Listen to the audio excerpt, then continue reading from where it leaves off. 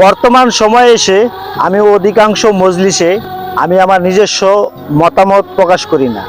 বিশেষ করে ওই সমস্ত মজলিসে আমি আমার মতামত প্রকাশ করি না যেই সমস্ত মজলিসে মজলিস প্রধান এবং সহায়করা একই পরিবারের অন্তর্ভুক্ত হয়, একই গোত্রের হয়, একই ধরনের হয় এবং একই বৈশিষ্ট্যের হয়।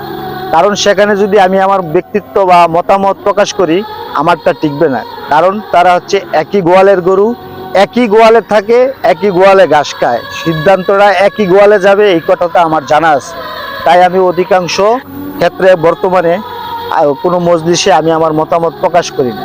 তবে যদি কোনো মজলিসে আমি আমার মতামত প্রকাশ করতেই হয়, তবে আমি আমাকে এতটা দৃঢ়ভাবে প্রকাশ করি যে ওই গাদার দলগুলো যদিও তারা সংঘবদ্ধভাবে আমার উপর আক্রমণ করে, কিন্তু আক্রমণ করতে গিয়ে তারা এতটাই বেগ পেতে হয় যে পরবর্তী আক্রমণের জন্য 30 বার চিন্তা করতে হবে যে আমাকে আক্রমণ করবে না আমার কাছ থেকে দূরে থাকবে।